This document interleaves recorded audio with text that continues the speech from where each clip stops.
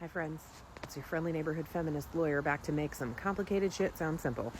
Now I'm saving my most important point for the end, so make sure you stick around for it. So for those of you who don't have the stomach to follow all this stuff, there's a criminal investigation into Donald Trump going on. It started with the Attorney General Merrick Garland, but he recently appointed a special prosecutor whose name is Jack Smith, and he is an international badass and a registered independent. The reason he was appointed is because Donald Trump announced his run for presidency, and it's assumed that Joe Biden is likely going to run for re-election against Donald Trump. And as the Attorney General works for the current President of the United States, Merrick Garland wanted to, which is exactly his professional duty, avoid the appearance of impropriety. So in comes Jack Smith, international badass. He worked for the International Criminal Court, hunting terrorists, I believe, known to be extremely thorough and extremely fair. So he's going to be investigating removal of government documents, top secret documents to Mar-a-Lago, and it turns out there was another place that they found some. I can't remember where it was. Was it his New York apartment? Perhaps. Top secret documents just floating around.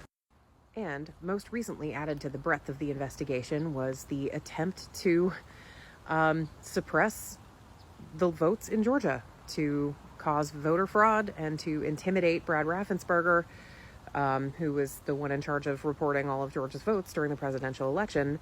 And this is evidenced by an infamous phone call that has been all over the news, where Donald Trump calls up Brad Raffensperger and says, "I need you to find me 1,101 votes."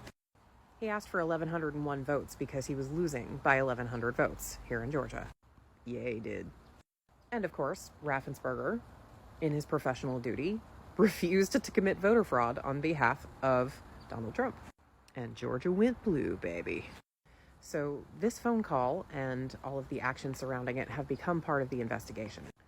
Also, legislation has just been proposed to bar Donald Trump from running for president anyway because of the 14th Amendment and his engagement in an insurrection.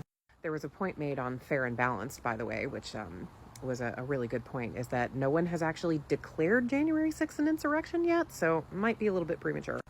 Be on the lookout for a declaration that January 6th was in fact an insurrection.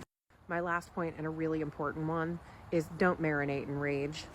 Find this stuff out, get the facts, do your research, know what the facts are without any kind of spin on it, and then just accept it, make your decisions about your future behavior, and just move on. Don't marinate in hate. It is profitable and it hurts people. Stay safe out there, friends. And keep fighting the good fight.